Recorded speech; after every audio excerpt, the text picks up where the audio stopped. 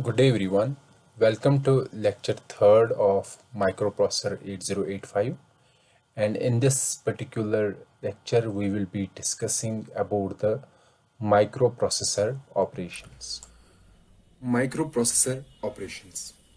In our previous lectures, we discussed about the different kinds of operations that are there in the instruction set of a microprocessor. However, the focus of today's lecture is to discuss all the different functions apart from the functions that are available in the instruction set architecture. What are all the different functions or functionalities that are performed in the microprocessor?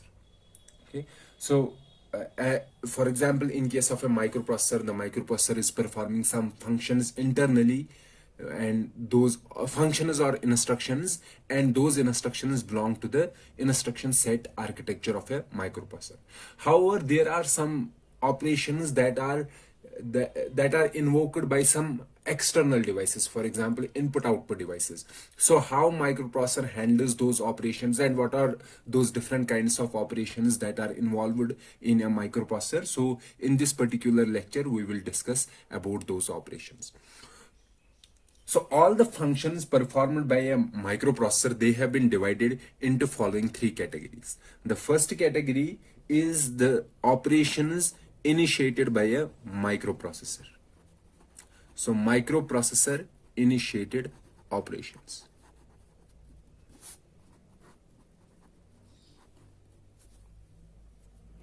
Okay.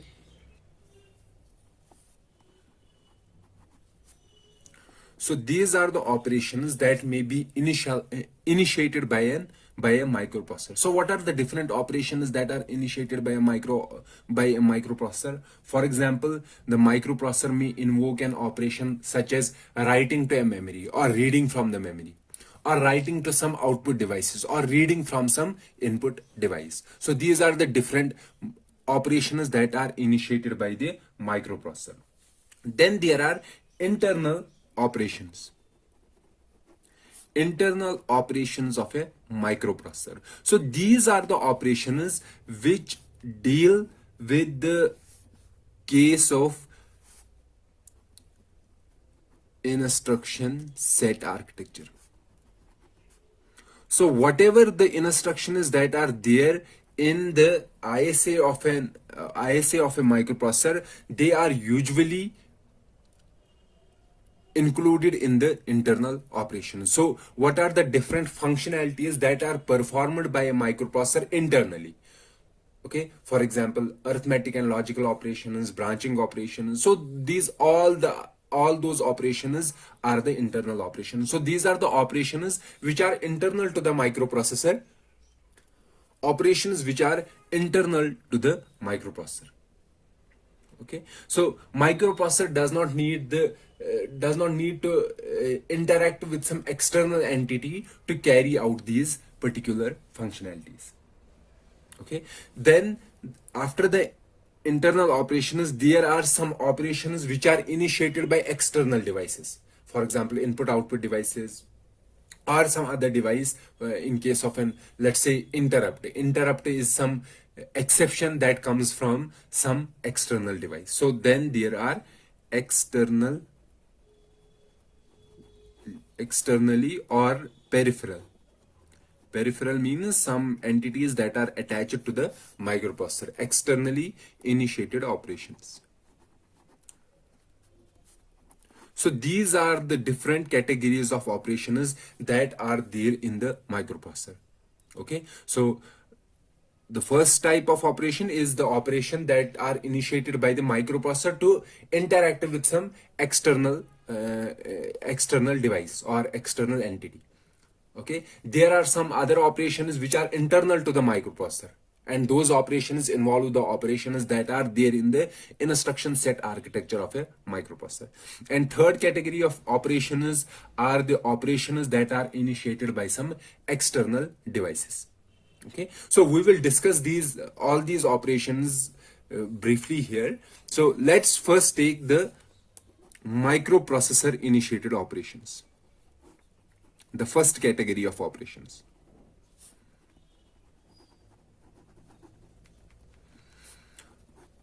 And I have said what are the different microprocessor initiated operations. The different microprocessor initiated operations are, for example, memory read, if a microprocessor wants to read memory, or write to a memory, write data or instructions into the memory. Then third is input output read, and fourth input output write.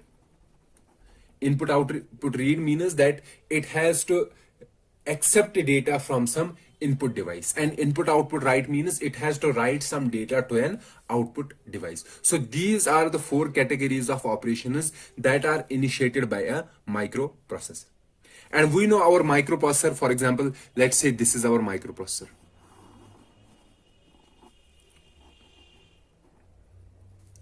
Okay, this is our microprocessor. And this microprocessor is connected to the external device with the help of some pins. So we have pins here. So every microprocessor has pins through which it attaches to the external devices.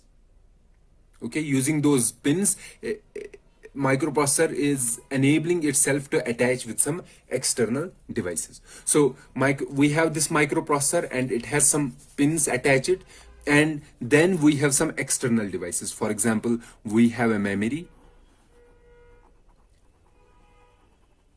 Okay, we may have some input device.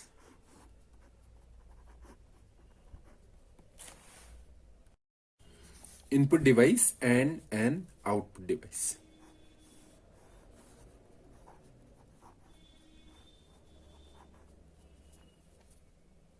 As I said that this microprocessor is connected to these devices, these external devices, with the help of pins. For example, there are some pins through which we attach the address bus. So we have an address bus attached to these pins. So what is an address bus? Address bus is a set of wires that are used to carry the address from the microprocessor to the memory input output or to the output. Okay. So this address bus, if you can see, this is unidirectional. So our address bus is unidirectional. That means bits are flowing only in one direction, from microprocessor to the memory input output device, or to the input device, or to the output device. So in case of memory, why we require address bus? Basically, in a memory, if we have to read something, we need the address of that particular location from which we want to read the data. Okay, so address bus carries the address of the location from which we want to read the data or write the data.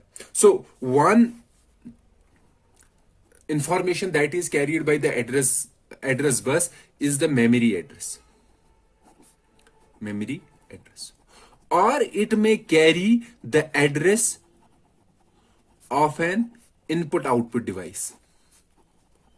So what I mean to say that instead of reading from the memory or writing to the memory, if the microprocessor has to get the data from some input device or from some output device, then it has to give the address of that input device or output device on this address bus, and then it can read or write from that particular input output device.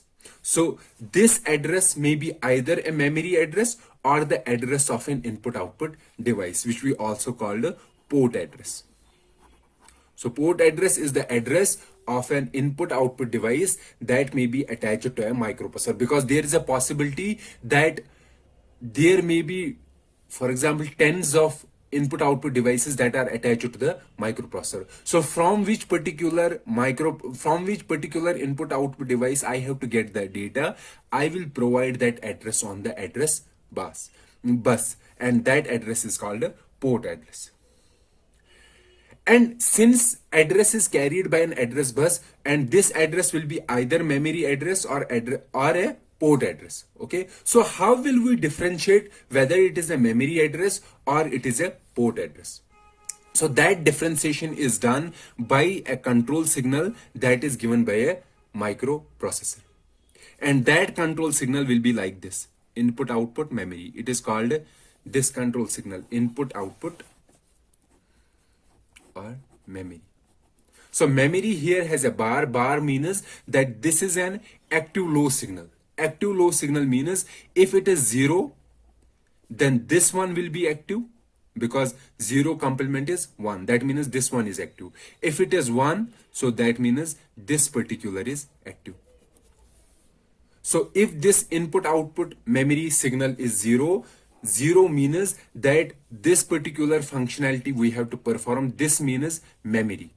Okay, so in case of having this signal as 0, that means the address available on the address bus belongs to the memory. However, if this bit is 1, that means we have to perform the input output operation. So in this particular scenario, the address available on the address bus is called port address.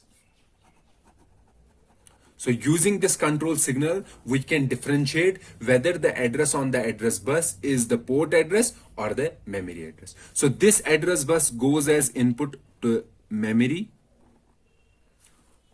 also to the input output device, and to an output device.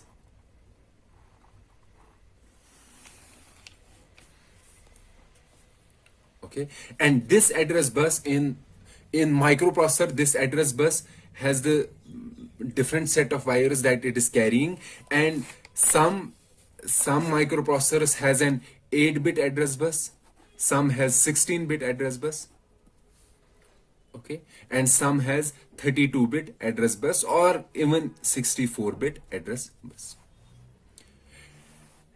Depending upon the size of an address bus, so depending upon the size of an address bus, we can determine the size of memory.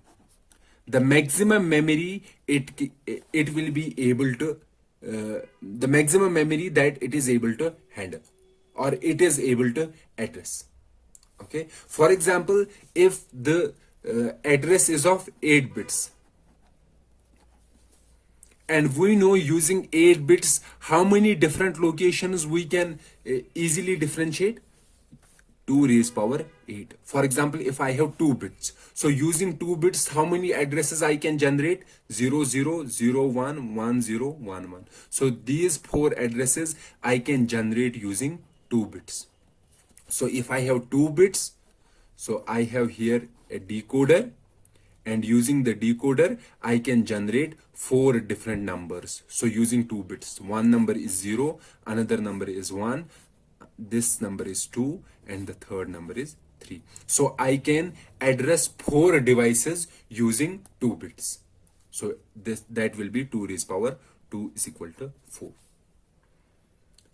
Likewise, if I have 3 bits, how many addresses I can generate? 2 raised power 3, that will be 8.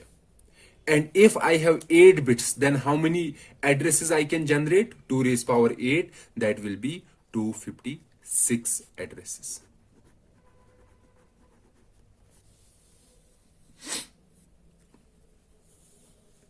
Okay, so likewise, if you have 16-bit, 2 raised power 16, how many addresses you can generate? 64k addresses. So here k means 2 raised power 10. That will be equal to 1024. Okay. So using 16 bits, I can generate 64k addresses. And using 8 bits, I can generate 256 addresses. So if I have a memory,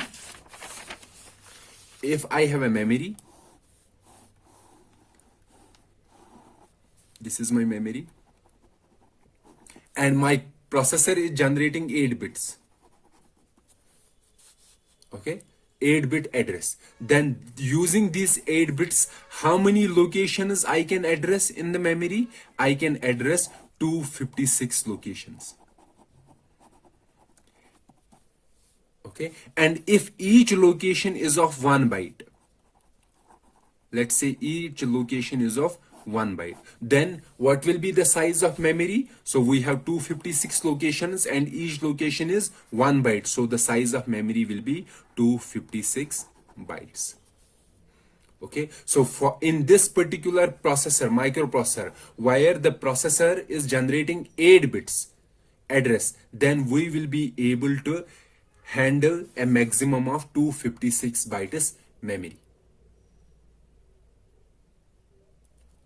Okay, and here we are considering a byte addressable memory. Byte addressable memory means that every byte has an address, or we can say every location has 1 byte of data. Likewise, if we have 16 bits and we know that using 16 bits, how many addresses we can generate? 64K addresses. And we know that each address stores how many bits? 8 bits, or we can say 1 byte. So using 16 bits, we can handle 64 kilobytes of memory. So this is the maximum memory that a 16-bit processor can easily address or can have. And our microprocessor 8085, it generates 16-bit memory addresses. So that means the maximum memory that can be attached to 8085 microprocessor is 64 kilobytes. We cannot have a memory more than 64 kilobytes because our microprocessor won't be able to give addresses to those extra memory locations. Fine. So as I said that our microprocessor, since we are discussing about the 8085, our microprocessor will be able to generate how many addresses? So it will generate 16-bit addresses.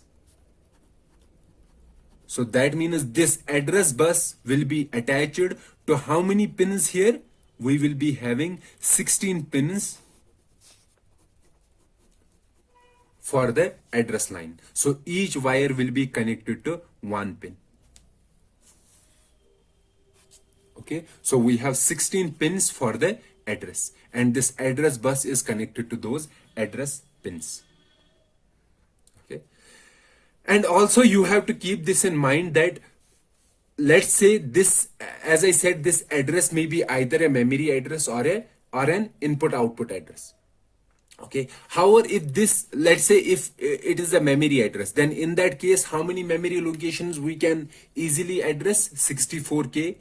And if it is a port address means that it is an address of an input output device. So that means how many input output devices we can handle? So it will be 2 raised power 16. Okay, 2 raised power 16 will be 64K input output devices. But since we know that microprocessor does not have these much devices attached to it, so instead of using 16 bits for the port address, we are only using 8 lower order bits for port address. So using 8 bits, how many input output devices we can easily differentiate? 2 raised power 8, that means 256 input output devices. So in this address bus, if all the 16 bits carry the address, then it is the address of a memory. And if only the lower order 8 bits carry the address, then it is the address of some input output device. And as I said, we are differentiating between the memory address and the input address using this control signal. Okay, so this was all about the address bus. So on this address, we are providing the address either of the memory or of the input output device. Then after providing the address, we have to communicate these. Either we have to send data to these locations, to these devices, or we have to get some data. So for getting the data, we have the data bus.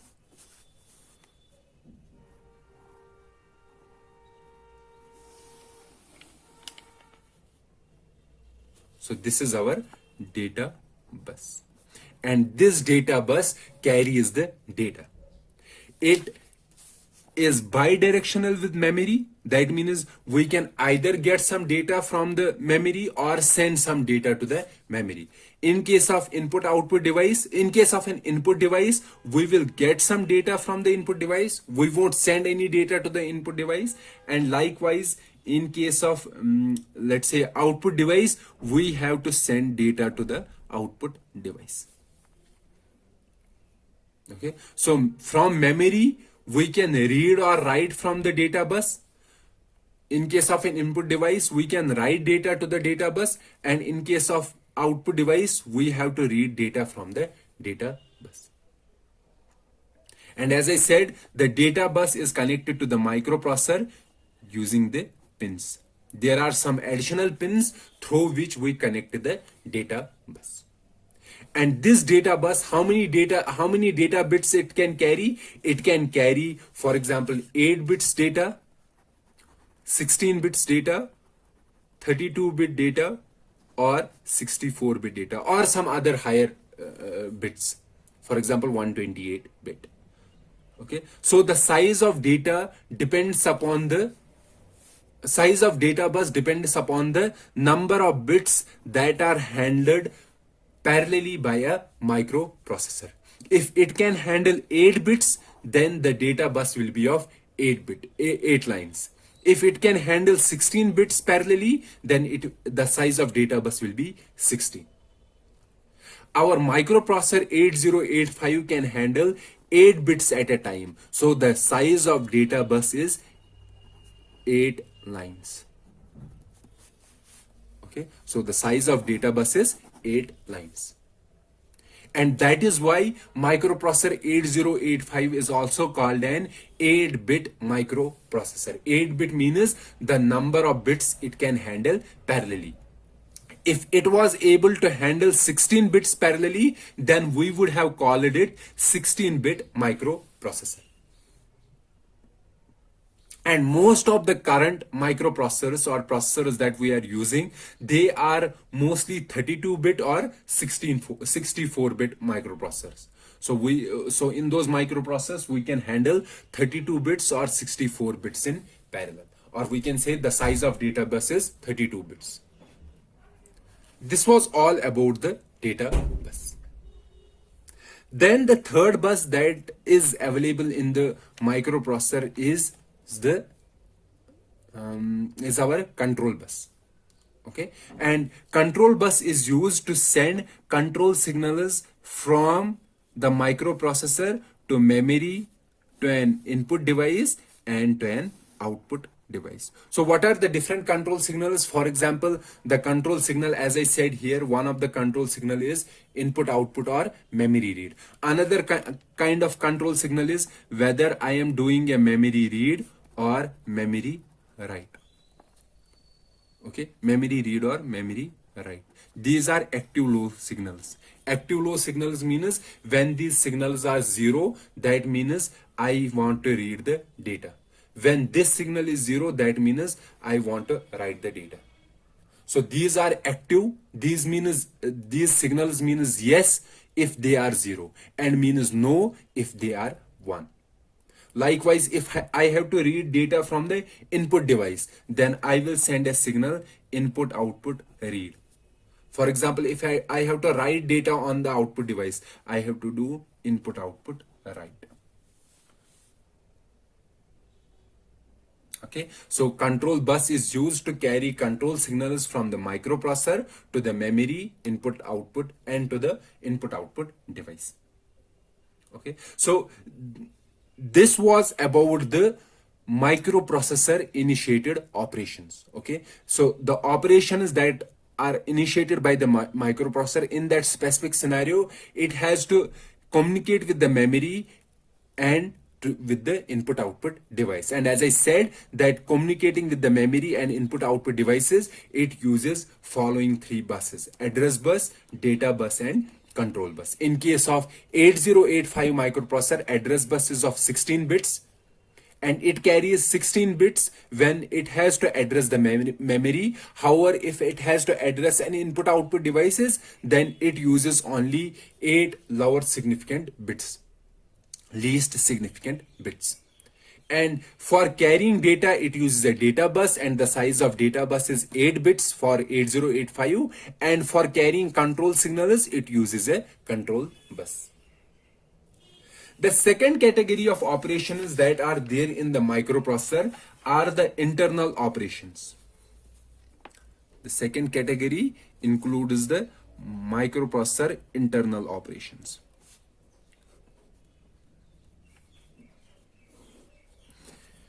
And as I have said earlier, that internal operations includes almost all those operations that belong to the ISA of a microprocessor. And what are those different operations? For example, storing data, performing arithmetic and logical operations, branching, comparison, okay, and sequence of execution of instructions. So the execution of instructions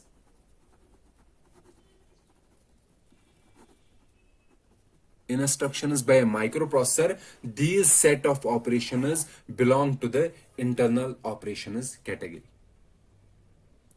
And how are they performed? We know that how internal operations are performed. First of all, in operating the internal operation, the microprocessor has to fetch instruction from memory. Okay, so it has to get the instruction from the memory. After getting the instruction from memory, it decodes this instruction. Decodes means it sees what kind of instruction it is and what kind of operation I have to perform. Then after decoding, it executes the instruction. Okay, during the execution and decoding, it uses the registers. So all the operations are performed on the registers in which data is stored. So let's take an example here. For example, if I have to execute an instruction, let's say add I 78H.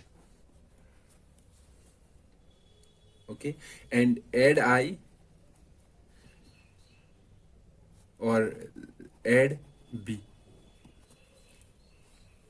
These are the instructions. These two are instruction, and last instruction is halt, let's say.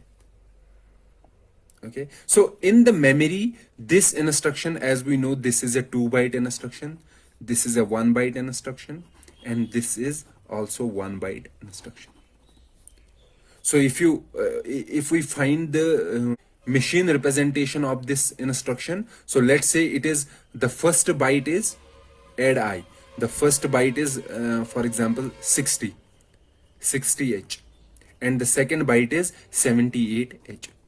So this instruction will be 6078H. H here means it is a hexadecimal. So if you convert this into binary, binary will be the 6 in binary is 0110, then 0 in binary is 0, 7 in binary is this, and 8 in binary is 1 followed by 3 zeros. So this will be a 16-bit instruction representing this particular instruction. Then likewise add B. For add B, let's say encoding is 80H. 80H, or we can say 10000000. So this will be a binary representation. And for halt, the encoding is 76H, or we can say 01110110. Okay, so instead of speaking in terms of bits, we will speak in terms of hexadecimals, because hexadecimal will be easy to remember as compared to a binary representation. Okay, so in memory, it will be stored like this. The first instruction will be stored in 2 bytes, so 60 and 78. Then the third instruction, which is 80, and the fourth instruction is 76. So first of all, we will get this instruction from the this byte from the memory. So how will we get this byte from the memory? We will get it using the PC. Okay, after getting this instruction, our processor will decode this instruction, this byte, this particular byte, and it will see based on this particular part, based on the first part, that it is a 2-byte instruction. So it will get another byte, that is 78. And after getting these 2 bytes, first 2 bytes, it will execute this first instruction. then it will go to the next instruction and then to the halt. Halt means end the program. Okay, so this is how internal operations are performed in case of a microprocessor. Then the third category of operations that are there in the microprocessor are the externally initiated operations. So the third category is externally initiated operations. The operations which are initiated by some external device. And we are well aware that the external devices are connected to a microprocessor through pins. So we have pins on the microprocessor and external devices are connected to the microprocessor using these pins. So if some signal is coming from outside or some operation is coming from the outside, so it has to enter the microprocessor through these pins. Fine. So as I said that there are some externally initiated operations and we will see some of those operations here. And we will briefly discuss about those operations. For greater detail, we will discuss about those operations in subsequent lectures, where we will be discussing how to interface the external devices or how to connect with the external devices. There we will discuss how these, why these specific signals are generated and how they are processed by our microprocessor. Here we will briefly discuss about some of the externally initiated operations. For example, one of the operation that is initiated by an external device is the reset operation. Okay, so on our microprocessor we have a pin which is called a reset pin. Reset pin. So if this pin is activated, or we can say if this pin is 1, okay, 1 means this pin, the signal has been sent on this pin. This pin has been activated. Which pin? Reset pin. So if a recent operation has been performed by some external device, that means this pin has been activated by some external device, then microprocessor resets. Resets means the microprocessor puts 0000H in the program counter. Okay, so what is the meaning of reset? Reset means the program counter gets 0000H. So it starts from the beginning of the memory. Okay, and all the operations, whatever operation the microprocessor was performing, those operations are suspended and the program counter gets this particular value, 0 value. And why there is a need of a reset pin? So for those particular answers, we will discuss those specific details in our subsequent lectures. Here we only want to have a brief discussion about the different types of operations. The second type of operation, external initiated operation, is an interrupt. Interrupt means when some external device sends a signal, some kind of emergency signal. Let's say you are running some program on your processor, and during the execution of a program you are pressing a key on the keyboard. So that pressing of key on a keyboard goes as an interrupt to your microprocessor because some external operation is happening. Let's say, for example, you are executing an operation and you want to end that operation immediately. On the keyboard you can press Ctrl X or Ctrl Z and that ends your operation.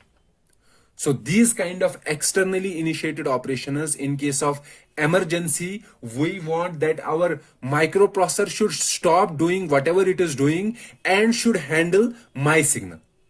Okay, so on these interrupts, if some interrupt is going to a processor, so processor stops its current job. So whatever job it is performing. And instead, it executes some other function.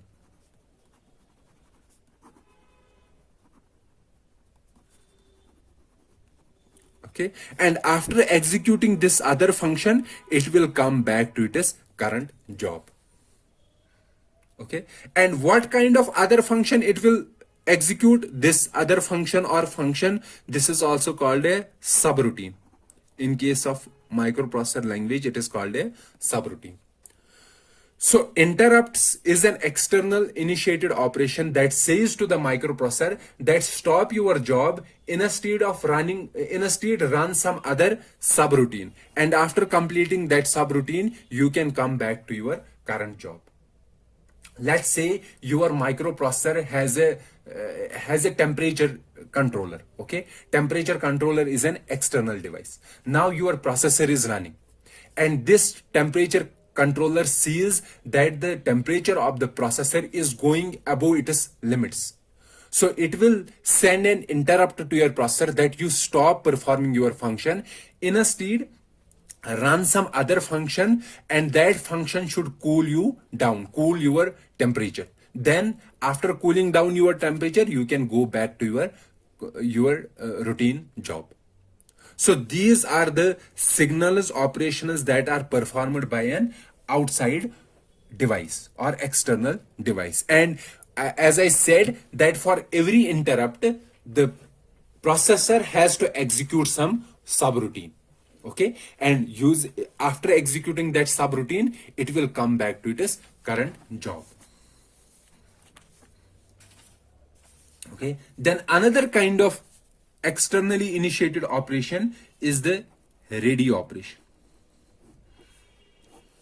So our microprocessor has a pin which is called a ready pin,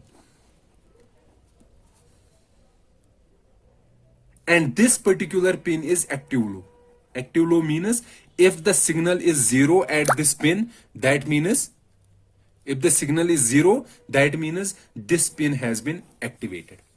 And if the signal is 1, that means this signal is not activated. So it is an active low signal. Which signal? Ready signal. So that is why we always write it as ready bar. Bar means it is active on 0 and it is not active on 1.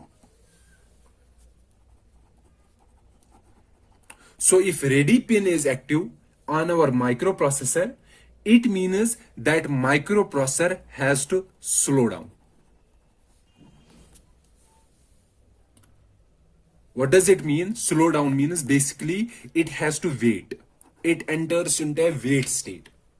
Okay, and this signal is required, this ready signal is required in case we have some input output device that is slow, and we want our processor, microprocessor, to be in synchronization with this input output device. In that particular case, we have to ask our microprocessor to slow down, okay, so that it synchronizes with the input output devices.